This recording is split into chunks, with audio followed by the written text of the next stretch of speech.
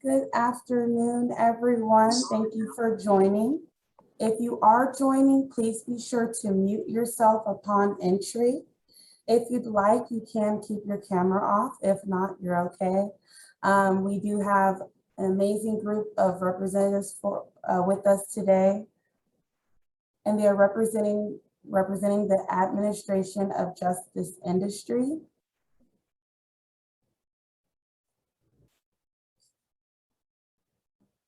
Again, please be sure to mute yourself upon entrance. Thank you for joining us today. This is the virtual Mount San Jacinto College Industry Panel. If you participated yesterday, you heard from some great college representatives. So today is time to learn more about the details behind the scenes and what happens on the field and on the office side. My name is Ari. I work with VitalLink. We recently just partnered with Mount San Jacinto College.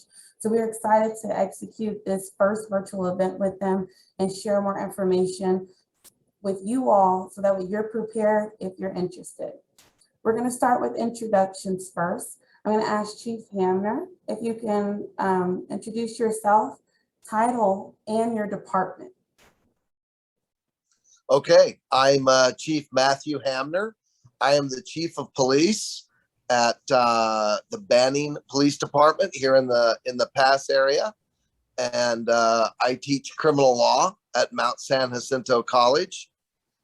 And anything else you'd like? Do I give a brief background and all those questions or not? We'll get to those in a moment. We're going to ask them to introduce themselves first. All right. And next, Chief Walsh. Hi, everybody. Pat Walsh. I'm the Menifee Police Chief in Menifee, California. We just went live July 1st, 2020. So we are 14 months old and doing well. Glad to be here. Thank you for joining us. And Correctional Deputy Sanchez.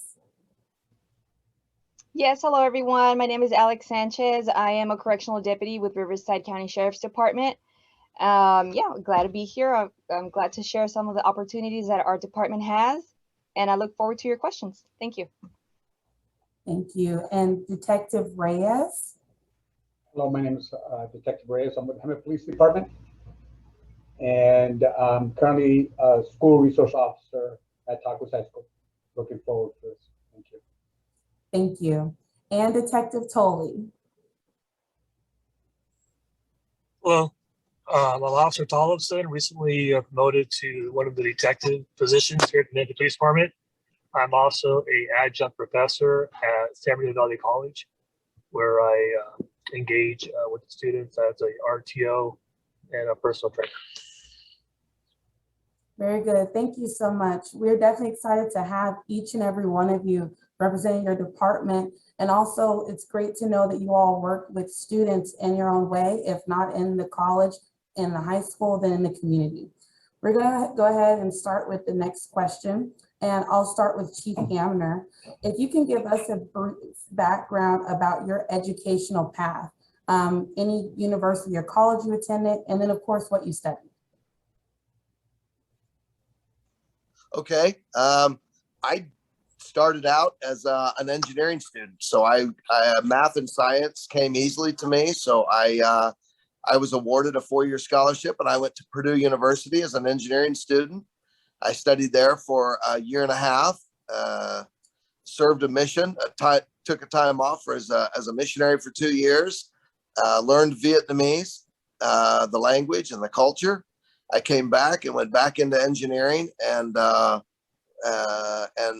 that I wanted to be an engineer one day. And I started a family, and my brother was a police officer and told me I was working at UPS as a manager, and they work long hours if anybody's ever worked there.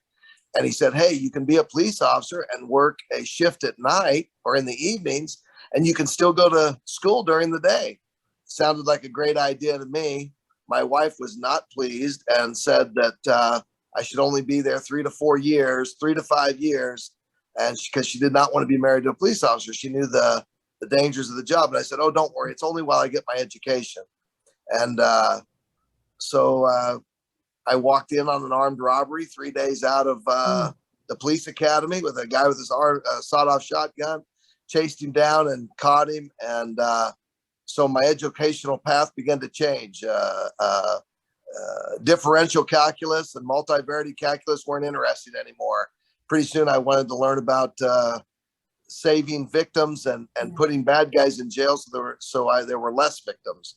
And so my educational path changed. So I studied, went from engineering to criminal justice, and then received a Bachelor of Science in Criminal Justice from Indiana University, and then a Master of Science in Criminal Justice, and then attended my educational path. I went to the FBI Academy and received a graduate certificate from the University of Virginia. And then I attended the Senior Management Institute for Police and graduated from there in leadership education that was put on by Harvard's Kennedy School of Government. So that was my formal education. And then, of course, the School of Hard Knocks and all the other things. But that was my educational path, and that's how I got to be into criminal justice. That is an amazing background, Chief. Thank you. And Chief Walsh, what about you? Yeah, I had no intention of being in law enforcement. I went to get a 2-year degree because my father was a doctor and he told me to go to college, but I wanted to be a carpenter. So when the economy went south on us in the early 80s, I ended up becoming a deputy sheriff for LA County. And like Chief Hamner said, loved law enforcement, you know, the exciting things that I got into. And I moved to Portland, Oregon in 91. And in order to promote to sergeant, you needed a 4-year degree. So I went back to Concordia University and got a degree in management, leadership, and business. And then when I wanted to promote to lieutenant and above, I thought it'd be a good idea to get a master's degree. So I was fortunate enough to be accepted into the Naval Postgraduate School, the Center for Homeland Defense and Security. It's a program that came about after 9/11 occurred. And it's a cohort of, you know, police, fire, FBI, military, Secret Service, everybody that responds to a 9/11 event. And so phenomenal program, got my master's degree there. And I also went to the Kennedy School in Boston, and yeah, just I'm always learning. I was adjunct professor at Concordia University in Portland, but they've since closed their doors.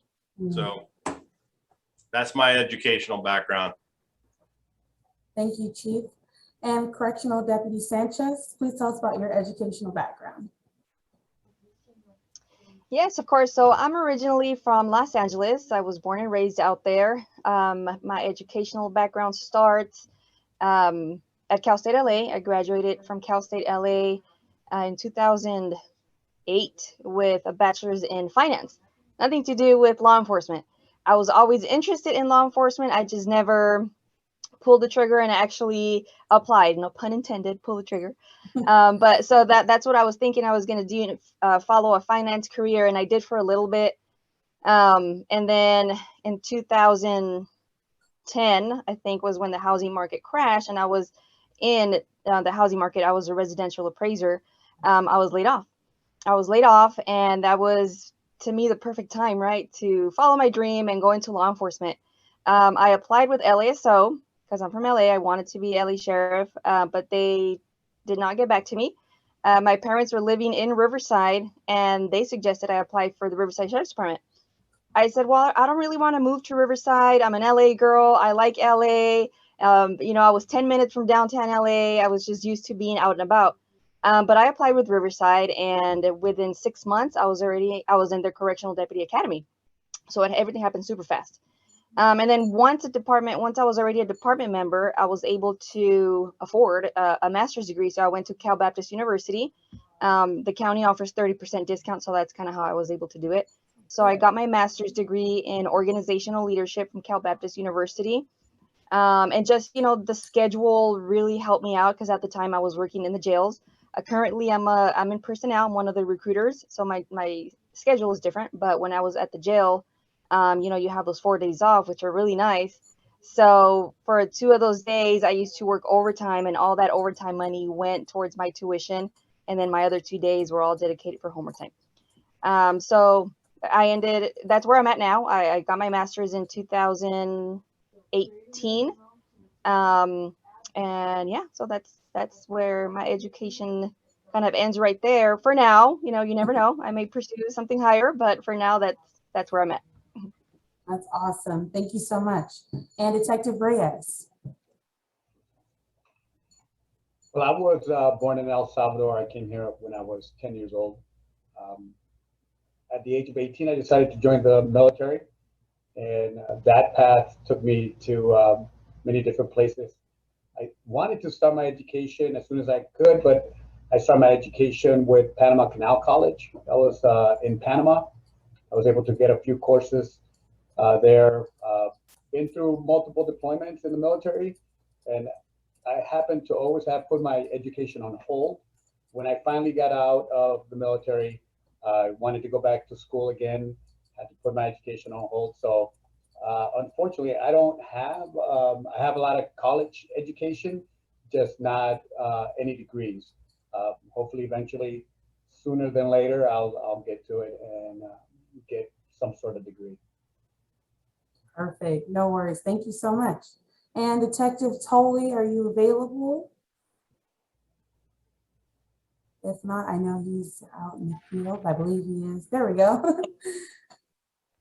Can you share with us your educational path, and then, of course, anything you majored in right after high school to now? Well, okay, so I grew up in a very military home. Mhm. So when I turned 18, it was either join the military or go get a job. So I went and got a job, and then during my jumping around from job to job, I wasn't really sure what I wanted to do. I grew up in a medical background, never law enforcement. So I went to school, got my EMT, went through one of the local fire academies at Captain Hills College. And I got a job as a firefighter for San Bernardino County Fire Department. During that time, they weren't hiring full time. Right around 9/11, so everybody and their mother wanted to become a fireman. So it was very competitive. So I got offered a position, what's called an LT, a limited term. It's a full-time firefighter schedule, but with minimum wage pay. And you had 3 years to get your paramedic license. And then once you do that, you can get hired on as full-time. So I went that route, but that LT spot was widely abused. They would have you work cover shift, and they could send you from parts of the county is Mentone or Muscoy up to 29 Palms or Adelanto. So while you were working, you were in school for paramedic school. So I started to fail tests. I started to miss days. Didactics was becoming a real big issue.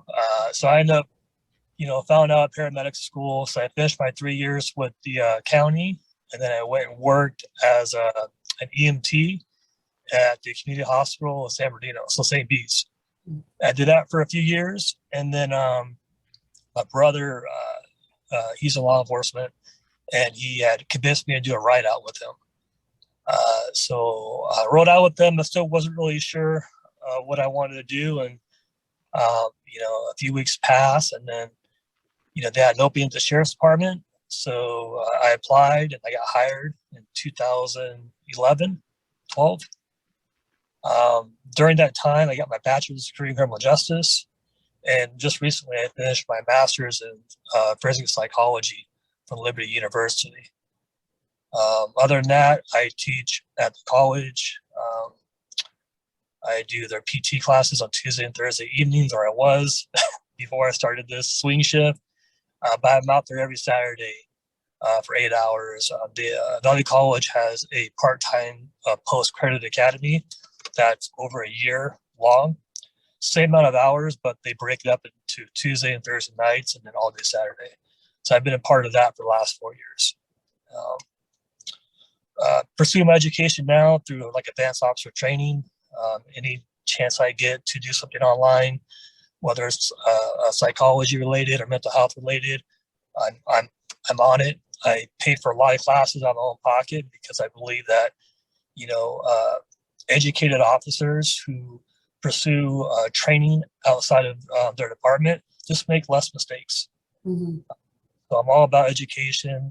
Am I going to do my PhD? Absolutely not. The master's program was horrible. I did it during COVID and having a new baby and starting a job here at Menifee PD. So it was definitely challenging, but I mean, education, education, education. I can't stress that enough. Thank you. Thank you so much. And students that are joining, like you said, education is extremely important. Nonetheless, of the industry you decide. We did actually have a question come in. So I will open the floor to whoever wants to answer first. So why did you decide to become a police officer? I know there's been a lot of impact, you know, in the community from what students are watching, what educators are watching, but you specifically, what did you see or what did you go through, cautiously explained, of course, that convinced you or urged you to become an officer or a chief as you are today?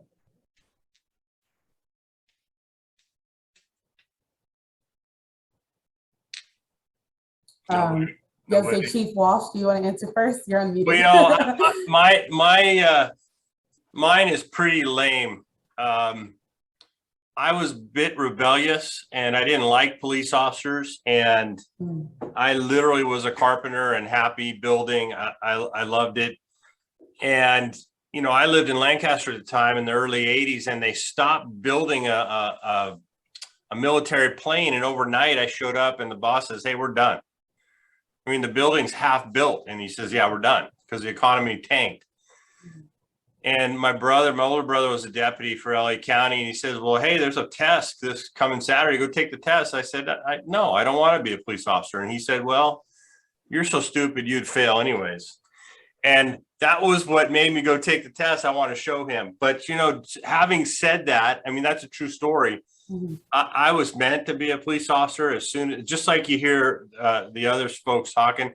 Once you see what it is and that you can really help people and make a difference. Look, I'm almost at 38 years and I'm still going. I love it. So I have a book to write when I'm done. It's been a heck of a ride. And I'm sure other people on this panel feel the same way. Congratulations on 38 years coming up. Yeah. Chief Hamner. Sure. You know, similar to Chief Walsh, being a police officer it never crossed my mind. And as I talk about this, I hope all the students that are listening, Ari, understand that my mom and dad had 15 children, and my dad hadn't filed his taxes. So my senior year came and I was going to file the FAFSA to get financial aid. And my dad said, "Hey, don't do that. The IRS will come after me." So I just want young people to know that are looking to get their education, that there's always a way to do it. So my mom and dad had 15 children. All of us went back and got a minimum of a bachelor's. Many of them have law degrees, doctor degrees, PAs, MBAs. We did it, but we did it by working at UPS or Federal Express, companies that pay your tuition. So if there's any young people on here going, "Well, I can never afford to get that kind of education," yes, you can. Military has GI bills. Starbucks, McDonald's pay tuition. Police departments now pay tuition. We pay tuition reimbursement here in Banning. So there are ways to do it. And what got me started was literally I was married and had children, and I needed a good job. And my brother had been a police officer, and he said, "Hey, go take similar Chief Walsh, go take the test. If you get in, it's Indianapolis, Indiana. They're the highest paying police department in the state. And you'll be able to get a good job and work your way through college." So I literally became a police officer just so I could get my engineering degree and get out of it. And again, I share that story about walking in on an armed robbery 3 days out of the academy. Completely changed my desire about staying as a police officer. And much to the chagrin of my wife, I'm just a rookie with 32 years. So my hat's off to Chief Walsh. I'm only a rookie with 32, but I've absolutely loved it. And let me say this, find something you love and you're passionate about, because then you'll do well. If you do something you don't like, you won't do as well. If you love it, it's not work. I have to admit, I haven't worked for 32 years. I love what I do. And I tell my employees, when Chief Hamner comes in grumpy and he doesn't like his job anymore, all you have to do is tell me and I'll quit. I'm good to go. I've been here long enough, but I still love it because I feel like I make a difference. And it's different than sitting and studying, how to, the tensile strength of metal on a bridge. I'm much happier doing what I'm doing. So that's how I got into it. Very good. Thank you. I'm going to go ahead and jump back into our questions. And actually, we're going to skip to number 5. And if I can start with Detective Reyes, what top 3 skills would you say students should build to work in this field? I would say that the most important skill would be communication skills. Because you can talk to a normal citizen one way, but somebody who's committed a crime or who's has a extended criminal history, you would have to talk to them differently. You have to go into a situation ready to de-escalate any type of situation and go from there. So I would say the most important skill to develop would be the communication skill. Very good. Thank you. And Correctional Deputy Sanchez, what skills would you say students should start building? Communication is a huge one, but also, you have to have confidence, whether it is whatever you're doing, you have to be confident in what you're doing. And in order for you to be confident, you have to be knowledgeable. You have to know what you can and cannot do.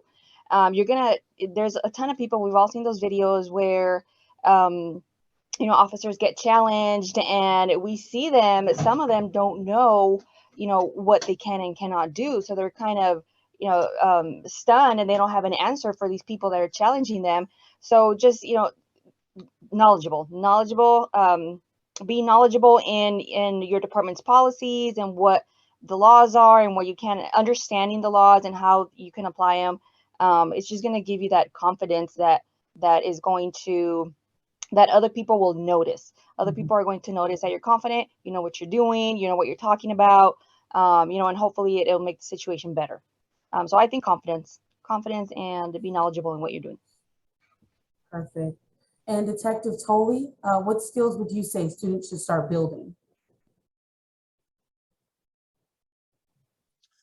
I would say the ability to adapt, so adaptability, the ability to change course and drop everything and run to something completely different during a moment's notice to meet the requirements of everyday police work.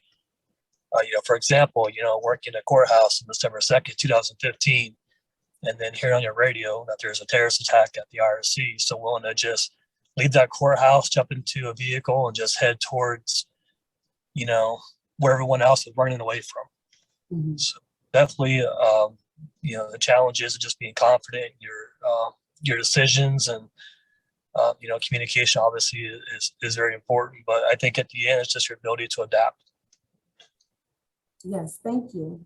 And then actually for both chiefs, a question came in for you. So the students are asking, what steps did you have to take to become chief of police? You want me to take that first, Matt? You go right ahead. All right.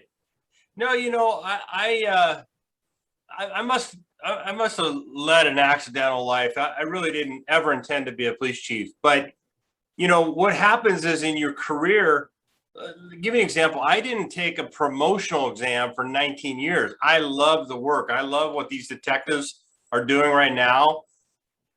What they're doing is fun and it's very meaningful. But then you get to a point in your career, you're like, you know what, I have something to offer. And so you start taking those steps up the ladder and, but I never had that as a goal. My goal has always been to help people and to make the community I work in safe. It's still, that's all I talk about and think about. Detective Tolley gets to go out and make the community safe. And every once in a while I'll go out and roll around, do some stuff. But I just think that as you experience life, you get a little more experience, training, education, and then you need to apply that. You need to give back, right? You need to say, well, here's what I have to offer to the people that work for me. And so I think it's important that if you're ambitious and you want to be a police chief, you're going to miss a whole part of your life. Even in any industry, if you're just wanting to be the top person, you're not thinking about all the steps from A to Z that are really important to have to be that person at the top. So if that answers the question. Yes, definitely. Thank you. And Chief Hammond. Yeah, I will tell you, when I started, just wearing the patch of the Indianapolis Police Department was all I thought I was worthy of. When a sergeant would walk into my training room, I just remember looking to them as like they were a god. They knew so much. I could never, ever, ever qualify to do or be what they were. But I had people who would take me off to the side and say, hey, you know, one day you'll be sitting in my chair. And I would look at them like, you're crazy. I can't do that. But I will tell you how you get there. And I think Chief Walsh didn't give himself enough credit. If you have a great work ethic, you work hard and you're honest and you go the extra mile and you don't complain about the workload of others, it's easy to look around and go, wow, I'm working harder than anybody else. I'm going to go complain. Don't be a complainer. Don't whine. Do everything that you're asked to do and a little bit more. Go that extra mile. Find ways to help and try to do the best job you can at whatever you do. Try to be the top person. Just push yourself every day. People will recognize your effort and they will recognize your work ethic and how you treat people. I had a training officer one time told me, he says, everything you do, if it was printed on the front page of the newspaper the next day, would you be proud of it? And that's kind of the way I've lived my life. And before that, I took on the qualities of doing the right thing based on my personal faith and religion and my parents' teachings. But that also rang true to me. Everything I did, I tried to do the best way I could and that I would be proud of it. And if you do that, your leadership will be recognized and people will naturally want you to be promoted, ask you to take the test. And that's what happened to me. I had people tell me, you should take the test. You should be a sergeant. You should be a lieutenant. You should do this. And next thing you know, you're sitting, I've been a chief now for over 9 years or going on 9 years. And I look back and I can't believe that almost 1/3 of my career has been sitting in the chief seat. I would have never, ever did I ever dream that I would be anything but a patrolman. I thought even sergeant was way out of my league. But again, practicing those principles of a hard worker, being honest, going the extra mile, and always doing the right thing. No matter what everybody else is doing, you do the right thing, you'll stand out. Thank you. I truly hope that did help the student. Clearly, I know that we do have more questions coming in, but for time's sake, we are going to complete the questions that we do have prepared.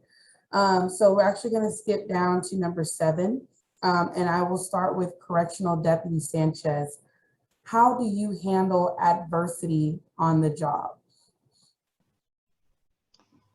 Well, working in a correctional setting, you're faced with adversity all the time.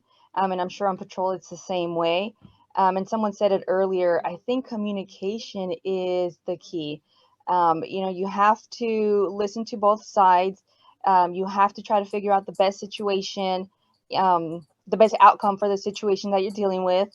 And you just have to be open-minded, adversity is going to come in many different shapes and forms, but you need to, most importantly, remain calm, of course, and just try to figure out a way, to solve whatever the situation is, and, to where it can either benefit both of you or, it's just as long as it's the correct thing to do.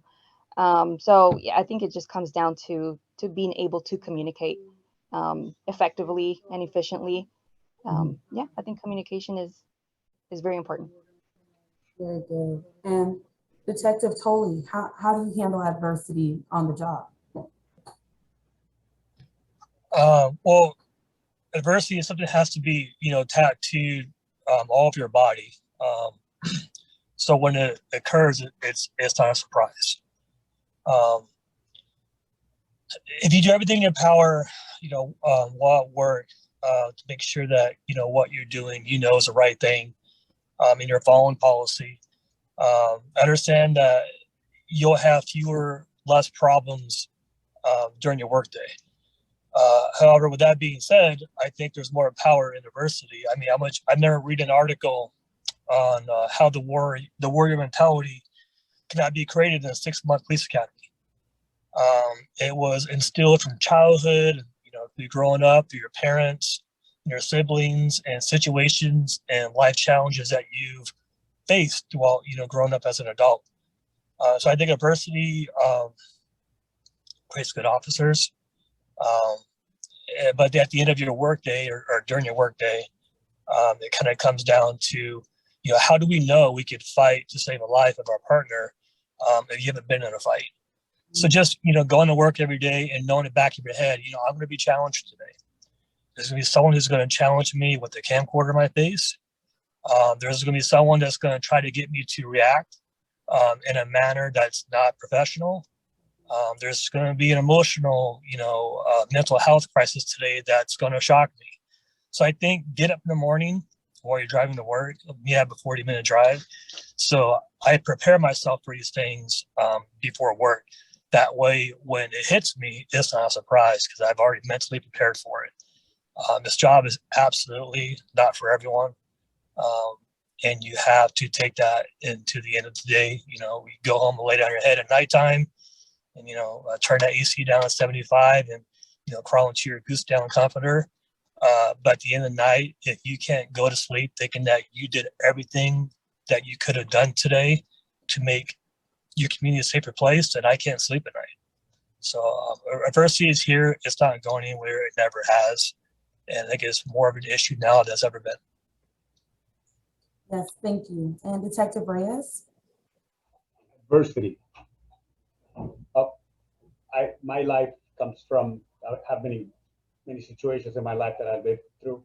Poverty was one of them. I come from a third world country, so I understand the challenges that some people that I deal with on a daily basis go through. I think most of it, I get down to the level and I know what they're experiencing, but I know as well that just like my family, myself, we went through the things we went through, we were able to get out of, push through. I always tell them that there's always a light at the end of the tunnel. You can push through things or you can let them just drown you, and then you're overwhelmed and you end up doing things you should be doing. But I think that just give them a sense of hope, saying that things will get better eventually, because things do get better. But it's also where you put yourself in the situation as well, because you can be a victim or you consider yourself a failure all the time. But if you don't push forward to wanting to be better in life, then you're not really going to get out of the situation you're in. Very good, thank you. Chief Walsh? I just want to say something. Mhm. Between Detective Reyes and Sanchez and Tolley, what a great panel, very wise. And, it kind of boils down to character and having the confidence in yourself. Unfortunately, young people live in this social media time where there's echo chambers on social media and they tear each other apart on social media. And I think one of the things you could do to deal with adversity is turn that off for a minute. Get away from your phone, meditate, go for a walk, and introduce yourself to yourself so you know who you are. So the trolls that say horrible things, they don't matter. They just don't. As a police chief, I don't look at the comments anymore because I get it. I'm the chief and a lot of it's negative. So I just think it's important that you listen to these incredible police officers, because what they're saying is spot on. Thank you, Chief Walsh. And Chief Hamner, how do you handle adversity on the job? I will tell you, my greatest strength and resource has been my faith, my religion. I know that with government, you know, they want this, you know, yeah, it's a fine line to walk. But me, for Matt Hamner personally, it's prayer. I pray every morning and every night. I pray for the community. I pray for my officers. I pray for my city council and my boss, and I pray for my staff, everybody here, and I attend church regularly. I take my I don't think I've ever in 55 years. I don't remember. I just don't miss, and that's how I grew up. And without my faith, I wouldn't be here today because of the adversity.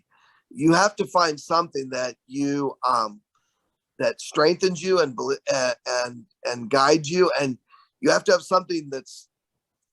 I remember a great hero in our country. His name was Alvin York. He was the greatest war hero of World War I, and he was a pacifist. It's a great story. And they asked him one time why he was able to do what he did. He won the Medal of Honor. Like I say, he was the greatest warrior of World War I. They asked him, what was it that drove you? And he told the general at the time that was investigating the incident, he said, I guess you just have to believe in something bigger than you and I. And I believe that. You got to believe in something bigger than you and I. We're all human. We all make mistakes. We're not perfect, but we got to believe in something bigger than us. And when that perspective, you allow that perspective in your life, then the challenges that come are put in a perspective that you can overcome them. They're not overwhelming. They don't depress you. You realize that there are a bigger cause than just us. And when I have that in my life, and I will tell you, I have a great wife. I've been married 34 years. Even though I lied to her and said I'd only be a cop 5 years, she stuck with me. And we have 7 children. And it is my family and my religion that gives me the strength to overcome anything that comes my way. And I'm not challenging that because I don't want all the trials that can come to you. But all of us experience the vicissitudes of life. Mm-hmm. And if we knew what each person's life's challenges were from the day they were born until today, we would weep for each other. And that's the kind of compassion we have to each have for each other, because all of us have our own set of trials. There isn't an equality of outcomes, even among my own. I have 7 children, and they're not equal. They're so freaking different. And so what you have to realize is you got to find something inside you. And that comes with believing in something bigger. As Alvin York said, something a heap bigger than we are. That was perfect, Chief Hamner. That goes right into our last question. And I'll start with Chief Walsh. What advice do you have for students who they're interested in this field, but they're just not sure where to start? You know, I think a ride along is always a good idea. You can kind of, you know, if you ride around with a guy like Detective Reyes or Tully or Deputy Sanchez, you're going to see what they do every day, and you know, it'll either be for you or not. I think it's really important. You keep hearing a theme here in communication. Mm-hmm. This is not communication. That's texting, and that's social media. I think I tell people when I talk to people that want to work for me, see, I hire people for a living. I got 103 people working for me right now. I want to see if they read a book. I get it. You're in school or you're young. Young people don't read anymore. Yeah. The education you get at college is great, but look at what Chief Hamner just talked about. I bet he read a book about Alan York. Go find a book about Alan York and read it. So reading, because that'll give you communication skills and writing skills. If you read a lot, you'll write better. And trust me, everything in police work, everything's about the written word here. Because if we don't write it down, it doesn't happen. So everything that Detective Tully does tonight, he has to write a report about it. And he has to be quick about it because he has to go to the next call. And so I think writing skills, reading is important. and communicate with people that you totally disagree with in a respectful manner, because you might learn something from them. If you only talk to people that think like you, you've wasted an incredible resource. Arguing and having discussions about different topics is super important, because that helps you kind of broaden your horizons. So that would be my advice. Read, learn how to write, and communicate with all kinds of people. Thank you. And Deputy Sanchez.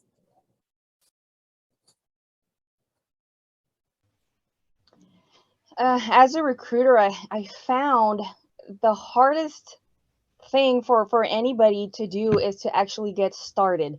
So it's crazy how, you know, I can see one person at my recruiting table, and then the next year I'll see them again and they're still interested, but they haven't applied.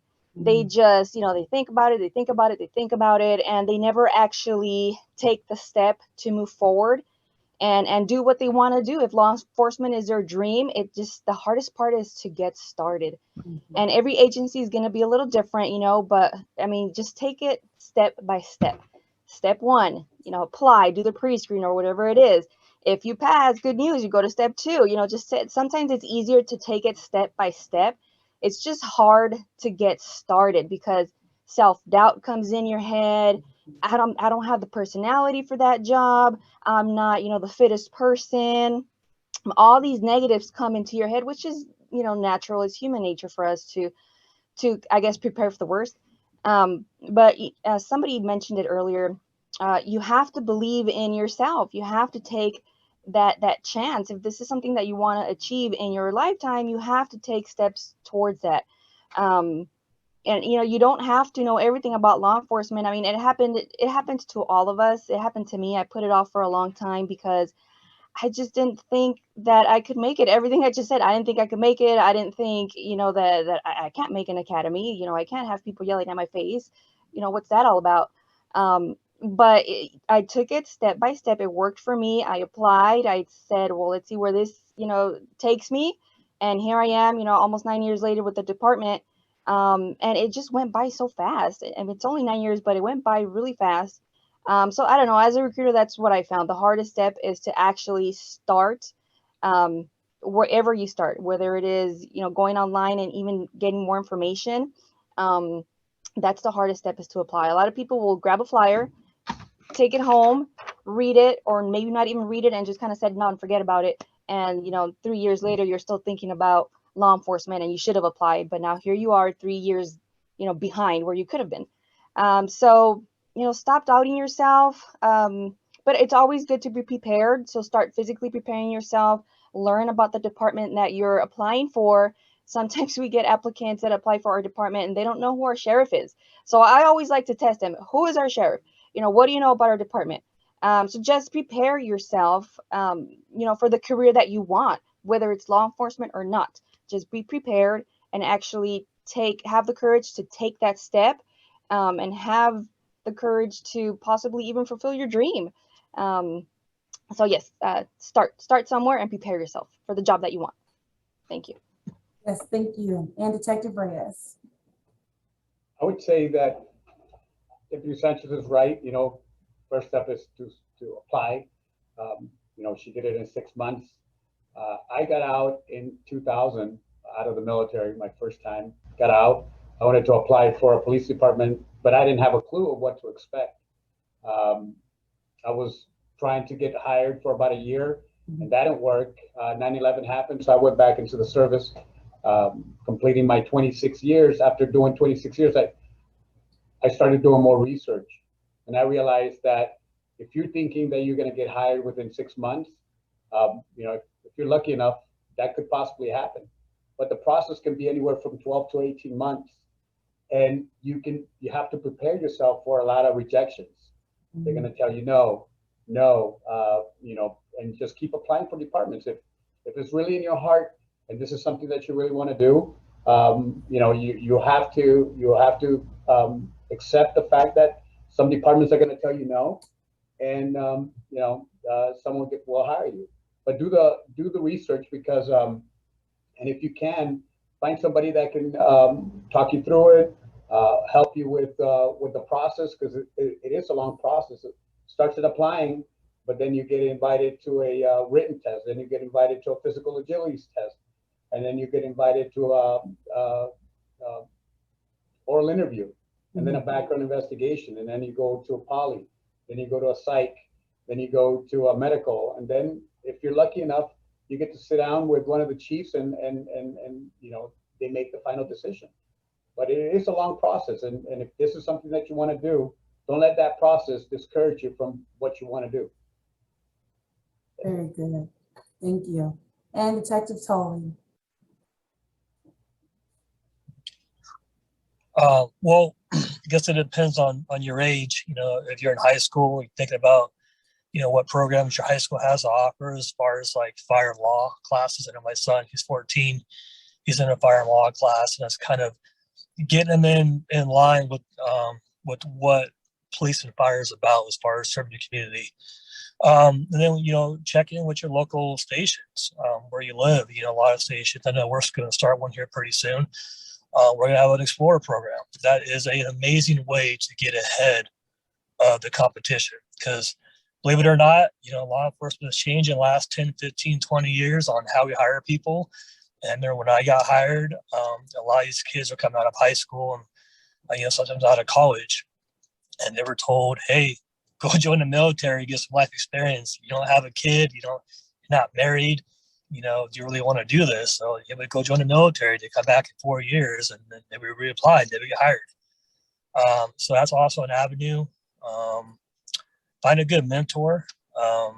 You know, walk into your local police station and ask to talk to a cop.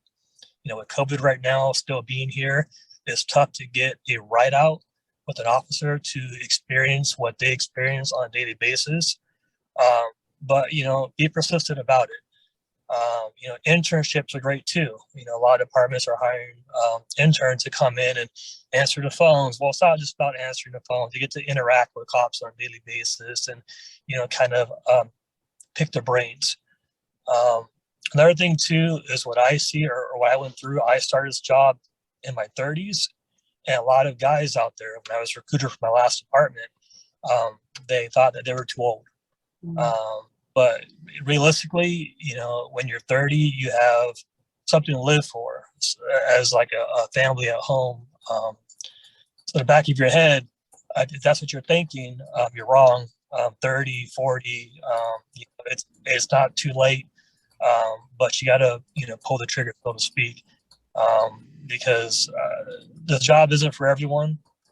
There's a certain power that comes from holding a badge and a gun every day and knowing in the back of your head that you can go to work and doing the right thing. So I think before wasting 6 months in the academy or stop through all the background process and getting DQ letters, really, like Chief Walsh said, introduce yourself to yourself and see if you think this is going to be a career decision for you, because this is definitely a life-changing career. Very good. Well, I want to thank all of you all for joining us. You truly inspired the students as well as me in knowing a deeper detail about what they can expect in this career field. Students and educators that are joining us, be sure to log into the app if you have not done so already. And you can learn more about each of their departments through the exhibitors widget. And you can click on each department to learn about any of their volunteer opportunities and any of their upcoming or already established student opportunities. And if you have not done so already, be sure to log into the Administration of Justice section, where you can complete the hands-on virtual workshops as well as the VR game. It's actually great, super exciting, helps you learn more about the amendments. If you have any questions, you can always email me directly. Thank you to all of these representatives for joining us, and we'll see you next time. Thank you.